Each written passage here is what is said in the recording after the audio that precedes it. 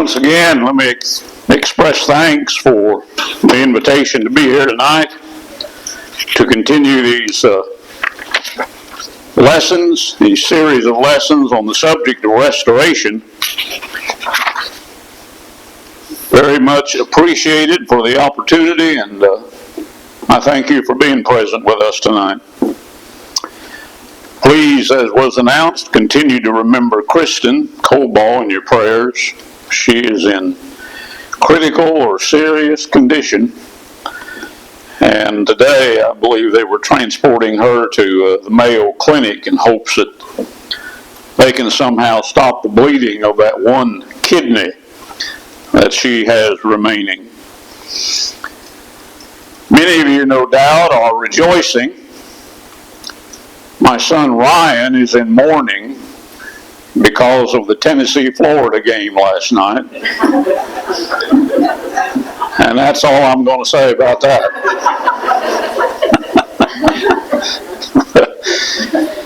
I listened to the game up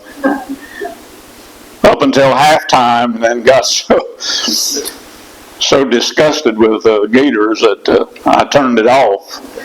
I understand they ended up losing, I think it was 31-11 or something like that, some astronomical number. They just did not do well at all last night. Back in the late 1700s, in this country, which was then not a country in itself, you had what we call the American Revolutionary War, or sometimes called the War for Independence.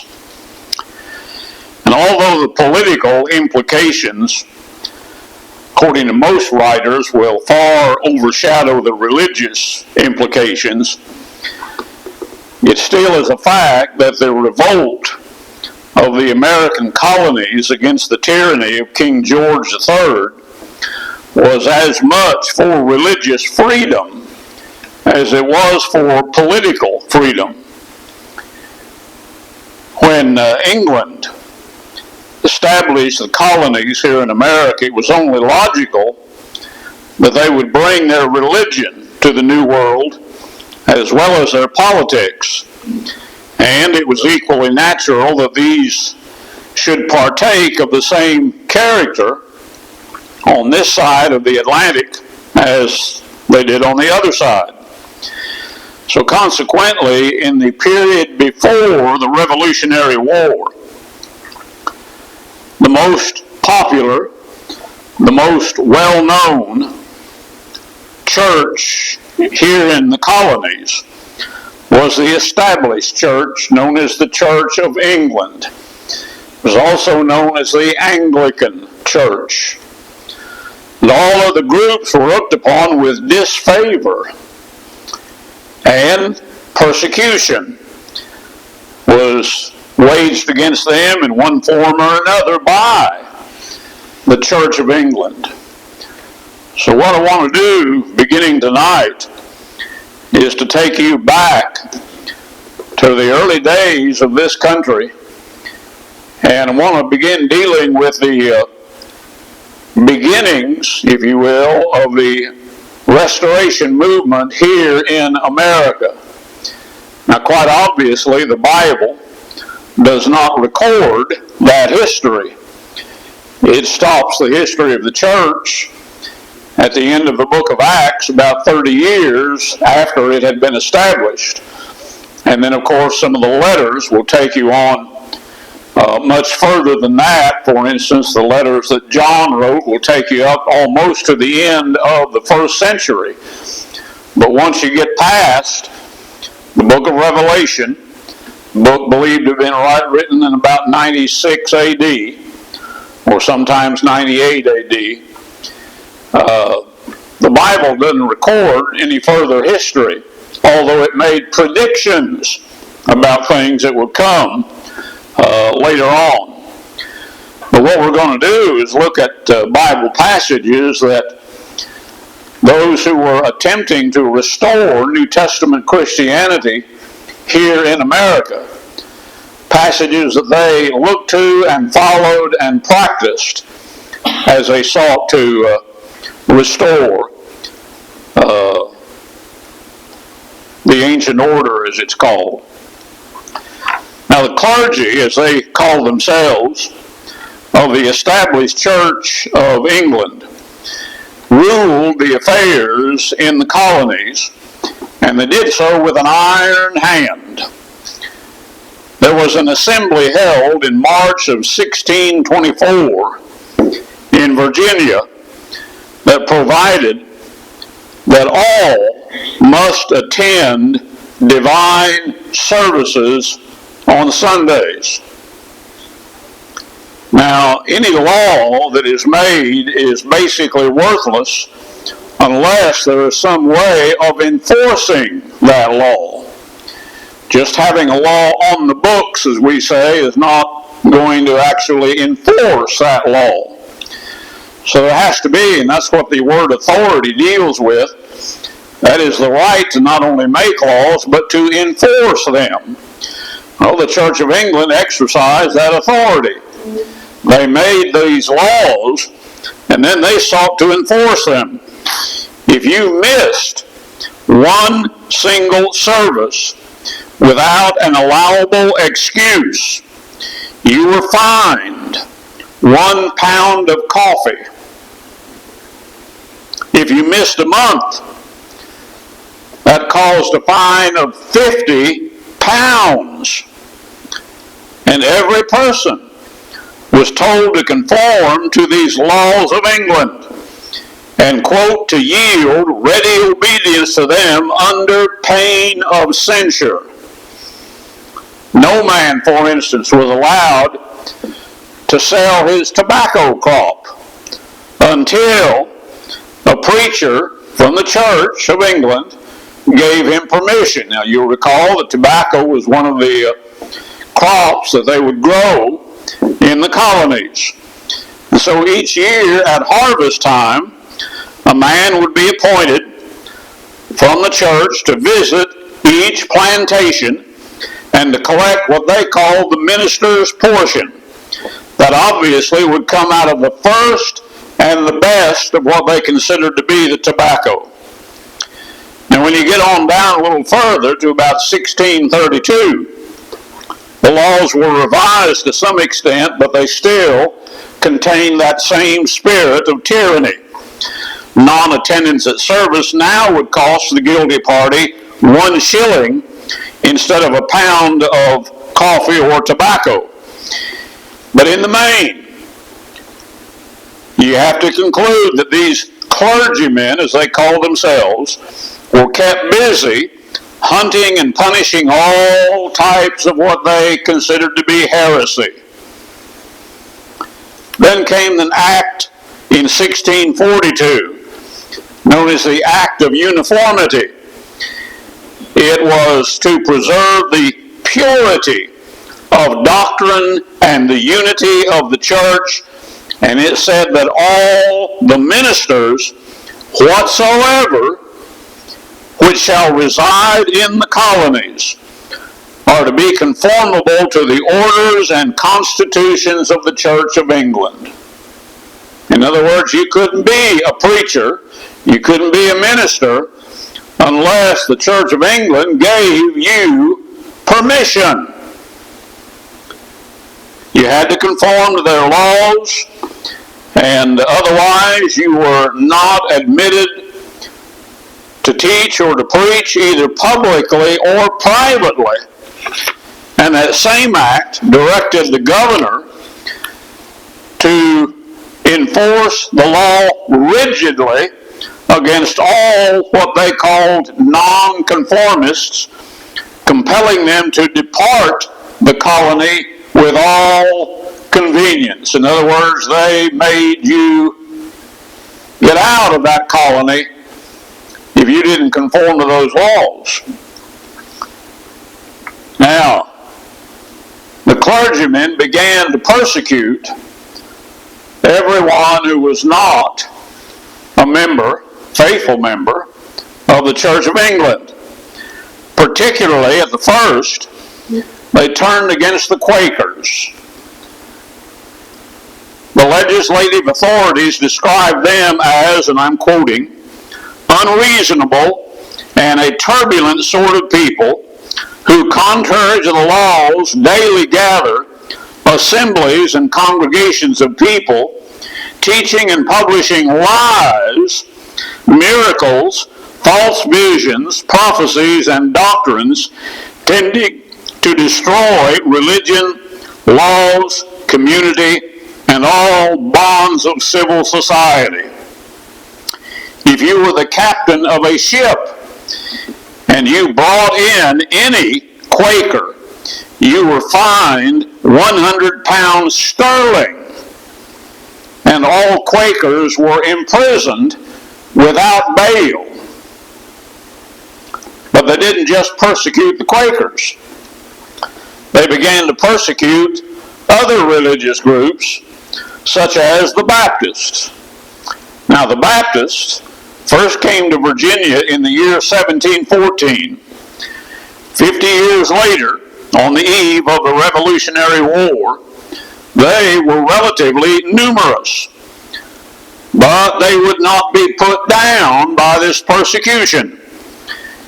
In January of the year 1768, John Waller, Lewis Craig, and James Childs, along with some other Baptists, were arrested. They appeared before 3 magistrates. They were charged with this crime. These men are great disturbers of the peace. They cannot meet a man on the road, but they must ram a text of Scripture down his throat. Well, the magistrates offered to let them go if they would consent not to preach in that county for a year and a day. They refused, and as they were marching down the street to the jail, they began to sing, much like Paul and Silas did in the town of Philippi when they were arrested. After serving some time, they were released, but later they were arrested again, and again they were tried. And it was at this trial, this second trial, that the fiery Patrick Henry rode 50 miles to defend them. And he was sublime in his theme and dramatic in his actions. He said, "These men are charged with," and then he paused and said, with what? And then in low, measured tones he said, "Preaching the gospel of the Son of God." He again paused, waved the indictment above his head, and the silence became painful. And then he lifted his head and hands to the sky and exclaimed, "Great God!" And the men were immediately released. Patrick Henry had a way with words. But in spite of opposition from the English clergy and the nonconformists, these nonconformists continued to increase, and they grew more and more in favor with the colonies. In other words, the members of the colonies. All the while, the established Church of England was becoming very distasteful to the colonists.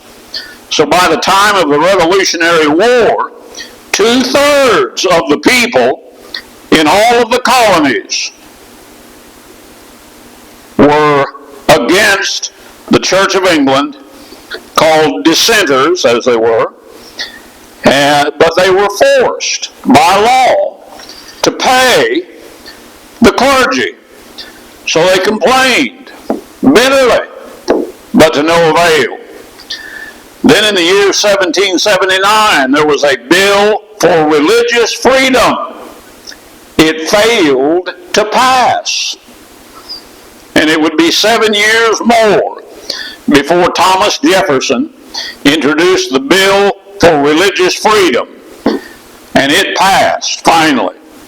But it was 1801 before the idea of church and state coming together was abolished. Now you might get an additional view of the condition of the church in New England if you read a letter that was written by James Madison, who would later become President of the United States. Madison wrote, "Poverty and luxury prevailed among all sects. Pride, ignorance, and knavery among the priesthood, and vice and wickedness among the laity." That is bad enough, but it's not the worst, I have to tell you. That diabolical, hell-conceived principle of persecution rages among some, and to their eternal infamy. The clergy furnish their quota of imps for such purposes. There are at this time in the adjacent counties not less than 5 or 6 well-meaning persons in jail for publishing their religious sentiments, which in the main, he said, are very orthodox. He said, "I have neither patience to hear, talk, nor think of anything relative to this matter, for I have squabbled and scolded and abused and ridiculed so long about it to no purpose that I am without common patience. So I must beg you to pity me and pray for the liberty of conscience for all." But the point we make from all of that is that there was a leaven that was beginning to work among the colonial churches against the established order. As early as 1729, this leaven had begun to work in England, overseas, when John Wesley began noting the formality and the tyranny of the church, that is, the Church of England. And so he proposed the idea of forming what he called societies within the Church of England that were dedicated to purifying these corrupt elements. Wesleyan preachers were sent out by John Wesley. They were all Anglicans. Wesley himself lived and died a member of the Anglican Church. He was buried in his Anglican robes. But these Wesleyan society preachers came to be established or to try to get people to establish a better, holier life within the Church of England. Well, it was natural then that they would also eventually come to the New World, and they began to do the same thing. The Anglican preachers that were already here were opposed to these Wesleyan society preachers. And at the time of the Revolutionary War, it was evident that these Wesleyan societies were becoming a force that they had to reckon with. The political upheaval also aggravated this entire situation because the fires of liberty were burning fiercely in the hearts of all of the colonists. The colonial clergy, as they were called, were looking back across the ocean to England for orders and also for protection. The clergy became an object of scorn as their lot was cast among the Tories, as they called themselves. On the other hand, the Wesleyan societies and their preachers here in America were made up of colonialists crying for liberty, not only political, but also religiously. So this feeling of resentment was continuing to increase. One of the great questions that came up was concerning preachers who had to be ordained by the Anglican Church. The idea was that a man could not preach. He couldn't preach a funeral. He couldn't preach a sermon. He couldn't administer the sacraments. In other words, he couldn't baptize anybody, couldn't perform a marriage, unless he'd been duly ordained by the Anglican Church. And the common belief prevailed of what they called apostolic succession. In other words, no preacher, they said, could be ordained unless he, the one doing the ordaining, had himself been ordained by someone else who also had been ordained by someone ordained. And that went back, they said, all the way to the apostles. There is no way in the world you can prove that, either from the Bible or history. It just cannot be done. But all of the Wesleyan preachers were not ordained when they came to America. Not one single preacher existed here in America could be found, according to the Anglican Church, possessing the right to perform any of the functions of a preacher. And the Anglican clergymen who had been ordained, who already were here, refused to ordain these new Wesleyan preachers who came to the country. So the whole matter became a subject of great concern, because the societies themselves were in danger of going out of existence due to a lack of ordained preachers. Well, a lot of anxiety prevailed. And then came the war. By the close of the American Revolution, all of the English clergymen who had been ordained fled. They went back to their native country. They went back to England. They were out of favor here. And so the colonies had no preachers that they considered to be ordained. The Wesleyan preachers stayed, but questions continued to be raised about the ordination of such men. So over in Europe, John Wesley himself became concerned about the welfare of the American churches. And in the fall of 1784, he wrote this in his journal.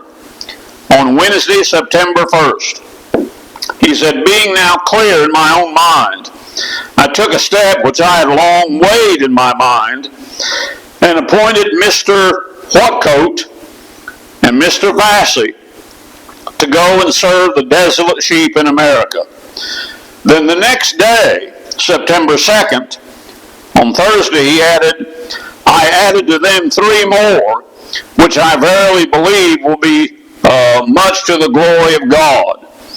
And so the next day after that, he ordained Thomas Coke as the superintendent in America, and sent Richard Whatcoat and Thomas Vassy as presbyters, as he called them, to be sent here to America with Coke.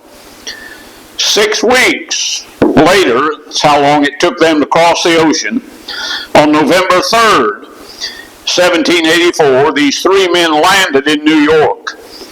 Thomas Coke was in possession of a document that had been written by John Wesley, and this has become known as the Magna Carta of American Methodism. The document said, "To all to whom these presents shall come, John Wesley, late Fellow of Lincoln College in Oxford, Presbyter of the Church of England, sendeth greetings.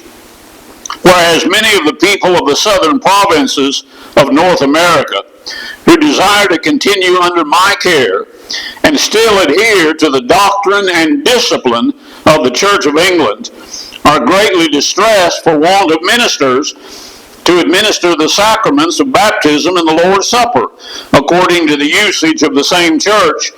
And whereas there does not appear to be any other way of supplying them with ministers, know all men that I, John Wesley, think myself to be providentially called at this time to set apart some persons for the work of ministry in America, and therefore under the protection of Almighty God, and with a single eye to His glory, I have this day set apart as a superintendent by the imposition of my hands and prayers, being assisted by other ordained ministers, Thomas Coke, Doctor of Civil Law, a presbyter of the Church of England, and a man whom I judge to be well qualified for that great work.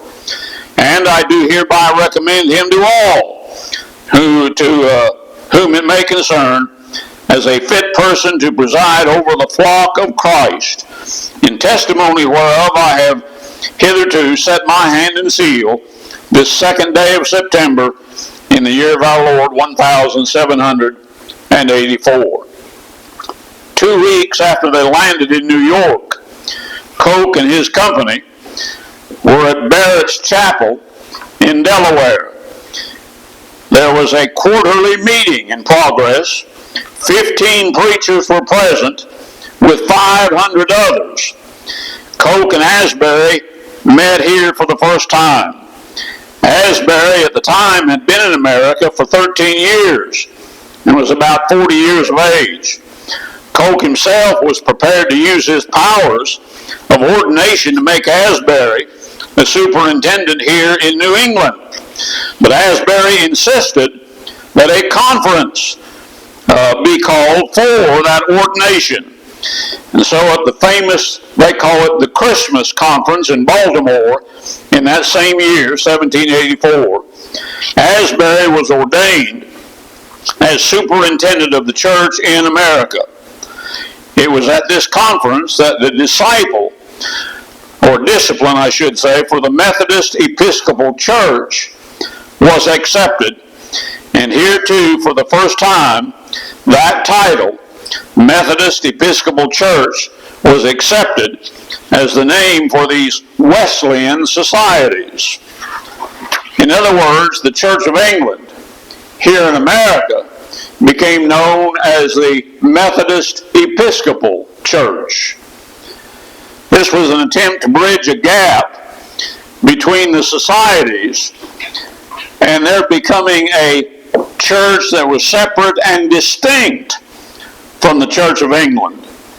But the name that they chose didn't sit well with many of the preachers, and the type of government was not well received. Even John Wesley admitted that it was not apostolic. That's a fatal admission. But he said it was practical under the circumstances. Well, that's what we simply call pragmatism. So a compromise was reached. That compromise denied the doctrine of apostolic succession, and it should have. But the American Methodist Episcopal Church was then at that time born. The government of this church may be seen to owe its origin to some natural causes rather than a view of doing what the Bible teaches. The background of the Methodist Church is found in the Anglican Church. But whereas the established church in America grew into disfavor owing to its English leanings during the Revolutionary War days, it was natural that the Methodists should modify the government just enough to nullify what they considered to be a disadvantage. So in consequence, the government of that church became a mixture of monarchical and democratic principles. The democratic principles satisfied the freedom-loving colonies. The monarchical phase was carried over from the established church. So one writer describes it as the following. He said, this final and permanent organization of the Methodist Episcopal Church was a mixture of monarchical and democratic principles. The bishops were given more administrative power than the bishops of England had enjoyed. But the legislative power was vested in the regular conferences, which were soon almost completely controlled by the people. Thus, the system was unlike that of any previously known system of church government. Now, scarcely had the Methodist Church started until the first serious internal conflict began to rage. That was over a disagreement as to the type of government that had been chosen for the church. There were those who looked upon this government as being contrary to the Scriptures. And it was, and it is. Also, they saw in it what they thought to be the greed of Francis Asbury. They said he wanted to place himself in the top position at the head of this new church. And for a time, the opposition was very, very intense. Here, our interest tonight lies in the fact that it presents the first major attempt of any people to go back to New Testament Christianity. People were looking at this newly formed religious organization, now known as the Methodist Episcopal Church. And they knew it wasn't biblical. The government of the church was not biblical. That was even admitted by the man that started it all. And so they realized they needed to go back to the Bible and restore the government of the church to be what it was in New Testament days. Now you will recall that in the prophecies and predictions that were made in the New Testament, they all said that the first apostasy, the great apostasy, would come about as a result of a corruption within the eldership of the church. Paul stated that in Acts chapter 20 to the Ephesian elders. He said, "Among your own selves shall men arise, speaking perverse things, to draw away disciples after themselves." And that's how it came to pass. Among the New Testament churches, every church had its own eldership when men were qualified. In Acts 14, verse 23, Paul, on his missionary journeys, went about establishing and appointing elders in every church, in every city. In other words, if a city had more than one church, he would establish elders or appoint elders in each congregation. But no eldership could rule over any other congregation. Each congregation was autonomous. They had to operate under the head of the church, who was and is Jesus Christ. Ephesians 1, 22 and 23. And also we point out that the only authority that those elderships had was in the realm of expediency.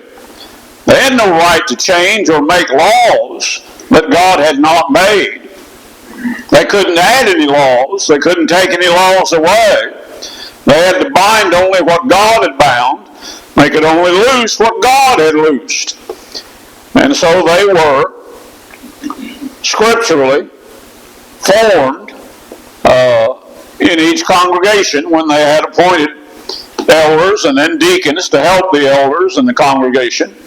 And then, of course, preachers or ministers or evangelists, as they were called. And then teachers and members. And that's the only organization the early church had. But now, when almost the time has come for the beginning of the restoration movement here in America, you had preachers who were interested in returning to the New Testament and restoring the New Testament church as it was in the first century. They had to face the problem presented to them by, first of all, the Anglican Church, which was still here in America, and then the Methodist Episcopal Church, which had been newly formed here in America, and then we mentioned the Baptist, who began to operate here in America, and then others that began to operate here in America. Now, of course, the Methodist Church would teach salvation by faith only. That is still a part of their doctrine. It's in their little book that they call their discipline. Methodist Discipline is the book that you need to obtain if you want to know all about the rules and regulations of the Methodist Church here in America. They believed in faith only. They also obviously believed that baptism could be accomplished by simply sprinkling. Matter of fact, we're going to read and study about a fellow by the name of James O'Kelly as we progress in this study. And he believed until the day he died that baptism, or sprinkling rather, was an acceptable form of baptism, which it is not. In the baptism, or in the Bible, baptism is always, by definition, a burial. For instance, in Romans 6, 3 and 4, Paul refers to it that way. You are buried with Christ in baptism, and then raised to walk in newness of life. So by definition, it is a burial or an immersion. By description, it is a burial or an immersion. And by example, it is always a burial in water, an immersion in water. When Philip went into Samaria and baptized both men and women, you will never read about children ever being baptized in any form or fashion, whether it be by immersion or by sprinkling. And when Alexander Campbell came to America and began to engage in some religious debates, was challenged to engage in these religious debates because of what he was preaching about baptism being an immersion. Those debates helped put down the idea that effusion, as they called it, was the proper means of baptism. But these were problems that the church would have to face when the efforts were made to restore New Testament Christianity. Now, go back to Asbury and the Methodist Episcopal Church. Opposition to him was led by a man named James O'Kelly. And James O'Kelly was not in any way a second to Asbury. He is described as being laborious in the ministry, a man of zeal and usefulness, an advocate of holiness, given to prayer and fasting, an able defender of Methodist doctrine and faith, and hard against slavery, both in private and from the press and pulpit. Asbury and O'Kelly first met in North Carolina in the year 1780. Asbury wrote in his journal that James O'Kelly and myself enjoyed and comforted each other. He said, "This dear man arose at midnight and prayed very devoutly for me and himself. He cries, 'Give me children, or I die.'" Now, the date of O'Kelly's birth is not exactly known. Somewhere between 1735 to 1757. That former date is usually the accepted one, because when he died on October 16th of the year 1826, he was believed to have been 92 years of age. But the records of his birth are not to be found. It's generally agreed that he was born in Virginia, although there are some who say that he was born in Ireland. But at any rate, there is little question that he was of Irish descent. And shortly before 1760, O'Kelly married Elizabeth Meeks, and to them were born two sons, John and William. That's where the story of James O'Kelly begins. O'Kelly's son William was 12 years old when the first Methodist preachers came to Cedar Creek in Virginia, 1775. William and his mother were converted, and William immediately began to seek the conversion of his father. So zealous was he that William began thinking about becoming a preacher, but his father discouraged that. Shortly afterward, he left home and moved into another county, and in the years to come, he got into politics, and for several years was a member of the state legislature of North Carolina. But O'Kelly, however, was not long in getting interested in religion. He would listen to the preachers. He would read the sermons that they brought that had been delivered by Wesley. And he was struck by the fact that they gave all sufficiency to the Bible, at least in word. He said, and he's quoting Wesley here, "We will be downright Christians." Well, that pleased O'Kelly. And so he wrote, "These ministers came to us under the direction of John Wesley."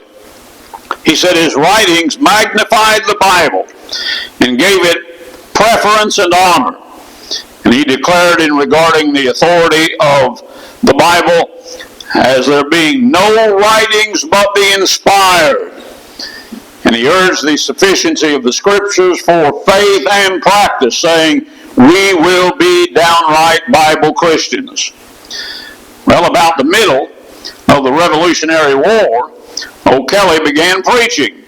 And as he did that, he was continually traveling. And everywhere he went, the influence of Francis Asbury was seen. The general impression was that Asbury was a tyrant.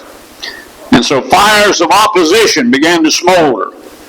Asbury's rule was pray, pay, and obey.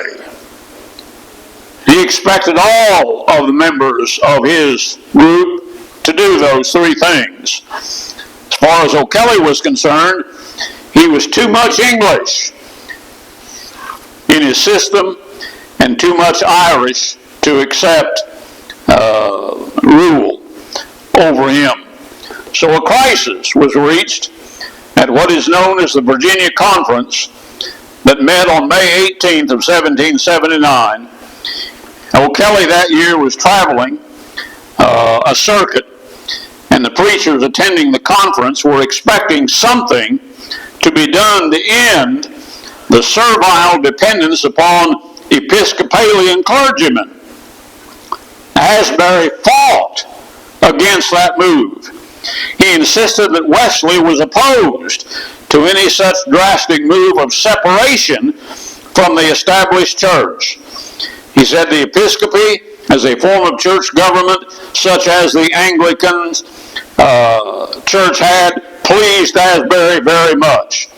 And so a deadlock ensued. It was clear to Asbury that he was going to have to get the support of the northern preachers if he were going to get his ideas over. All of the preachers south of the Potomac River were all opposed to him. So Asbury strengthened his position by appealing to those northern preachers. Now O'Kelly probably could have gone further than he did, except that he would take positions that he would not change, even though the Bible did not authorize them. For instance, we mentioned sprinkling instead of immersion. He always held that sprinkling was acceptable. And so he was rigid on that. And the people were not. They recognized that baptism in the Bible was always an immersion.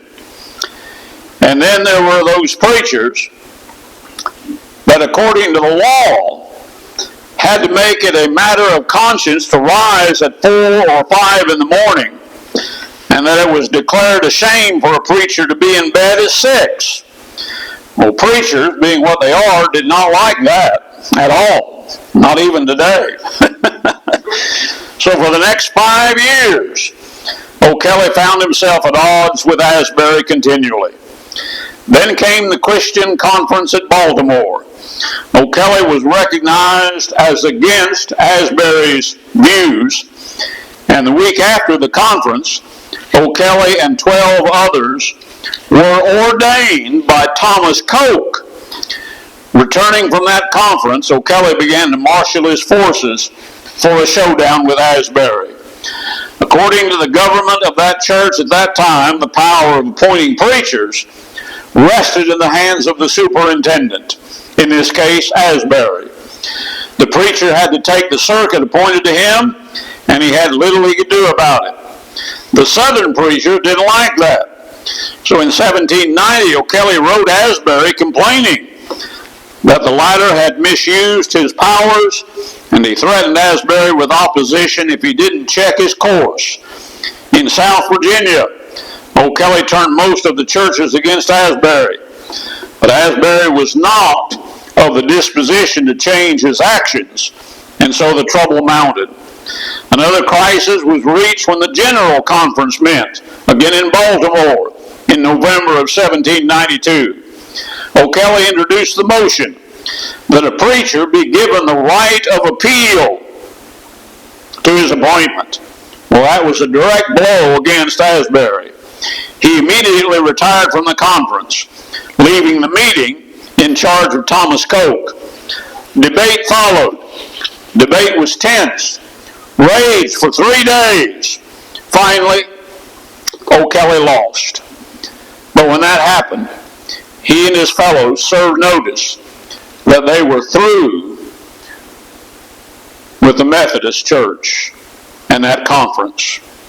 Standing with O'Kelly were Rice Haggard, John Allen, John Robertson, and William McKendry. McKendry later went back to the Methodists. Allen became a physician and gave up preaching.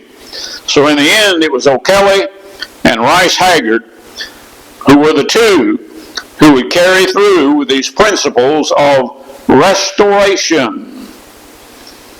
Now, shortly after the conference, in November, O'Kelly and his followers met at a chapel in Charlotte County, Virginia. Petitions were sent to the Methodists asking for union and stipulating certain amendments, but the Methodists turned these down. Another meeting was held at Piney Grove in Chesterfield County, Virginia in 1793.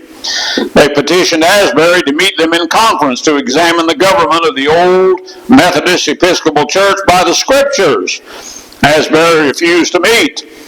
Another conference was held by a group in Powhatan County, Virginia in December of 1793, and the group decided to officially sever all relations with the Methodist Episcopal Church, and they took the name of Republican Methodists.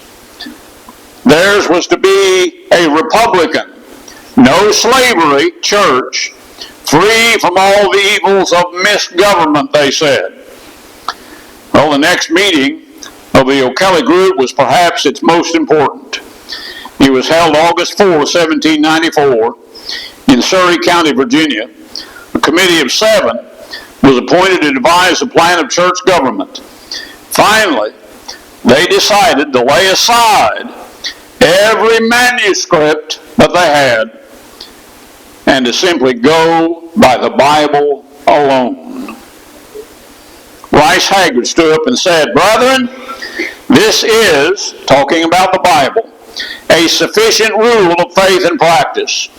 By it we are told that disciples were called Christians, and I move that from henceforth and forever the followers of Christ be known as Christians simply."